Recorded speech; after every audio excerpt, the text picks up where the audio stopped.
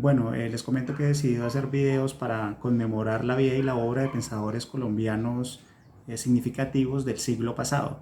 Esta vez quiero hablar sobre Darío Botero Uribe, el vitalismo cósmico y la filosofía como creación, aprovechando que conmemoramos una década de su partida.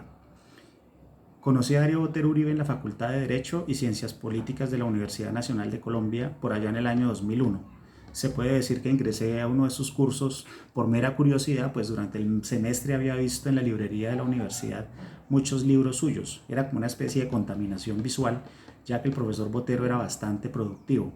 El curso se llamaba Vitalismo Cósmico y básicamente lo que él enseñaba en ese curso está plasmado en este libro. Este libro es tal vez el que resume, el que condensa mejor su pensamiento, y esta es la segunda edición. La primera edición la publicó la Universidad Nacional y Siglo del Hombre Editores. Bueno, así se llamaba ese curso y posteriormente me di cuenta que ese era el proyecto de su vida al cual le había dedicado todas sus energías y sus empeños. Darío Botero Uribe era hijo de los años 60, donde había desempeñado un papel importante como líder estudiantil y donde llegó a tener cierta cercanía con el cura Camilo Torres. Su evolución filosófica posterior lo apartó del marxismo y lo llevó a los estudios de la ciencia, la filosofía, especialmente la filosofía de Spinoza y la filosofía de Nietzsche. De ahí partiría él justamente para pensar su vitalismo cósmico. También tenía una gran cultura estética, literaria y un buen conocimiento del psicoanálisis. Por eso siempre quiso que en la Facultad de Derecho de la Universidad Nacional se aquilatara el espíritu de pesadez de la carrera y la aridez que caracteriza la profesión, cuando como decano introdujo un interesante movimiento cultural en sus pasillos que incluía teatro, recitales de poesía, invitación a escritores, etc. Esto lo llevó también a fundar la revista Politeia, que llegó a publicar 29 números, muchos de ellos realmente memorables. La revista tenía un espíritu libre, abierto, crítico, y trataba temas filosóficos, políticos, jurídicos, estéticos. Digamos que la revista tenía un proyecto intelectual, algo muy diferente a las revistas actuales, porque las revistas actuales publican investigaciones, papers muy especializados, pero son papers que se adicionan a las revistas como sin ningún orden o sin una temática, no hay como un proyecto intelectual en la revista misma, además de difundir, digamos, las investigaciones que elaboran los profesores para publicar en los proyectos de investigación. Digamos que era un verdadero proyecto intelectual. De cierta forma, la publicación, esa revista Politeia, tenía un espíritu similar a la que publicaba Rubén Jaramillo Vélez a finales del siglo pasado, la revista Argumentos, también, que tuvo muchísimos números memorables y realizada con un gran esfuerzo. Darío Botero Uribe desarrolló su carrera docente e intelectual en la Facultad de Derecho, de cierta manera marginado de la Academia Filosófica Oficial, una academia filosófica que veía su producción filosófica con gran recelo, ¿no? Eso recordaba al maestro Cayetano Betancourt cuando decía en el año 52, decía de una manera muy jocosa Betancourt, que debo recordar que los filósofos dicen que soy un jurista, y como jurista debo advertir que estos afirman que a lo mejor solo soy un filósofo. Pero esta anécdota solo da cuenta de una descalificación, de ese mecanismo típicamente hispano, como lo reconocía don Miguel de Unamuno, llamado envidia, con el cual se pone de presente el espíritu de resentimiento de quien quiere opacar al otro y ponerlo por debajo. A decir verdad, el espíritu de Botero Uribe no era el de un abogado, sino que su ethos era el de un auténtico filósofo, el de un auténtico pensador. Esto es lo que se encuentra cuando se revisa su obra ya con más distancia, ¿no? Una distancia que siempre es necesaria para hacer un mejor juicio. Uno de los puntos fundamentales de su filosofía vitalista o filosofía de la vida fue la necesidad de superar la subalternidad intelectual de los científicos y pensadores latinoamericanos y colombianos frente al pensamiento europeo. La necesidad de cambiar ciertas prácticas. En el caso de los filósofos, especialmente la práctica de vivir leyendo y comentando textos de la filosofía europea. Igualmente la práctica erudita, que privilegia el saber anquilosado sobre la verdadera reflexión. Botero, como Nietzsche, pensaba que una cabeza erudita y una cabeza vacía se encuentran fácilmente bajo el mismo sombrero. Por eso en una entrevista sostuvo: no soy un historiador de la filosofía, soy un pensador del mundo actual. Es esto justamente lo que el lector puede advertir en libros como El derecho a la utopía, Vía ética y democracia, Vitalismo cósmico, Teoría social de derecho, del derecho, Si la naturaleza sabia, el hombre no lo es, La voluntad de poder de Nietzsche, entre otros, ¿no? Muchos de estos libros tuvieron una gran circulación en su época. Este, que es tal vez uno de los libros que inicia su producción más original, se llama El Derecho a la Utopía y tuvo 5 ediciones. Y este, el mencionado La Voluntad de Poder de Nietzsche, es un libro también que tuvo 4 ediciones. Muchas de sus obras, La Teoría Social del Derecho, también tuvo 5 ediciones. El Manifiesto del Pensamiento Latinoamericano, digamos que fue un autor que en su momento fue muy leído, ¿no?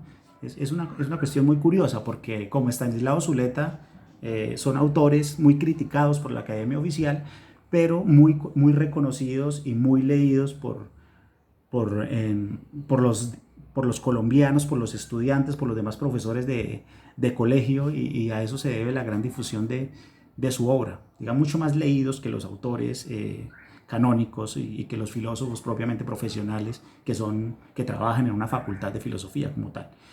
Esa crítica al espíritu de la exégesis filosófica, donde se rumian textos hasta el cansancio y donde en realidad no se aporta mucho a la filosofía, iba encaminada a las prácticas filosóficas imperantes y hegemónicas en nuestro medio, en nuestras facultades. Recuerdo que alguien sostuvo que los filósofos colombianos trataban de repetir mal lo que los filósofos europeos decían bien. Es lo que yo mismo he llamado vampirismo y regurgitación. Lo primero consiste en sacarle la sangre a un autor, lo segundo en vomitarlo en clases y en conferencias y vivir de eso el resto de la vida. No, de eso se vive. Y en realidad no se avanza creativamente en nada. Ese proyecto llevó a Botero a repetir en varias ocasiones: no puede pedirse a las facultades de filosofía que produzcan un pensador, porque ellas están encargadas de custodiar y de velar porque jamás se apague la lumbre de las tumbas más ilustres. Filósofos no hay donde no hay creación filosófica, decía. Nuestra intelectualidad era, a su parecer, una intelectualidad que le hacía el juego a la europea y que, como en la política, para el caso del ascenso social, según ha mostrado magistralmente para el caso colombiano Fernando Guillén Martínez, practicaba el mimetismo. En fin, que la intelectualidad latinoamericana era una intelectualidad mimetizada, basada en la lambonería y en la adhesión acrítica, sin creatividad a las modas filosóficas. Darío Botero Uribe era consciente, desde luego, de que no hay creación filosófica sin diálogo con la tradición, pero en su caso la relación con la tradición era selectiva. Entonces, esto de ser selectivo con la tradición quiere decir que era un pensador ecléctico, en el sentido de que tomaba muchos elementos de autores del pasado que utilizaba de manera propia, de una manera original en su propio discurso. Yo diría, acudiendo a Wittgenstein, que él usaba la filosofía como una especie de caja de herramientas para decir lo que quería decir, sin caer en el comentarismo exhaustivo de textos y doctrinas. En su libro sobre Nietzsche, fiel a esta actitud, sostuvo: a los pensadores del pasado solo les formulo las preguntas que puedan mostrar la vigencia de su pensamiento. No me interesa desenterrar los huesos para fijar el lugar de un pensador en una cronología histórica, sino hacerlo comparecer al tribunal de la contemporaneidad para que nos ayude a pensar el mundo de hoy. Por eso la relación de Botero con los filósofos del pasado fue muy crítica, alejada de la devoción que caracteriza al profesor de filosofía, experto en Hegel, Marx, Aristóteles, Descartes o el gurú de moda. Por ejemplo, frente a Habermas, de hecho participó en un coloquio con Habermas en el año 1984 en Alemania. Frente a Habermas decía que su filosofía era una filosofía idealista y que no tenía en cuenta las relaciones asimétricas a la hora de la comunicación. Digamos, una crítica que también encontramos planteada de la misma manera, ¿no?, en Enrique Dussel. De ahí que su concepción de la filosofía fue más como creación que como repetición. Así lo expresó en un texto crítico sobre Michel Foucault. Esta cita me parece a mí fundamental. El filósofo es solo aquel que asume el riesgo de pensar, que crea posibilidades nuevas de entender, de valorar o de saber. Lo demás es el discurso de los repetidores que rumian sin fin un discurso aprendido, que se debaten con un saber ajeno. Por último, debo decir que siempre estaré agradecido con él, ¿no?, porque básicamente de ahí salí del derecho a la filosofía. Pero bueno, esto no se trata de mí, sino se trata de invitarlos a leer la obra de Darío Botero Uribe, una obra bastante prolífica, y también de invitar a la Universidad Nacional a que después de 10 años haga una antología y publique su obra crítica, ¿no? Una obra que en la actualidad se muestra de gran vigencia, sobre todo porque es una filosofía de la vida, una filosofía de la naturaleza, un humanismo, ¿no?, una teoría política que sirven para pensar el mundo actual, ¿no? Un mundo que, como decía Ernesto Sabato, cada vez se parece más a un desierto superpoblado.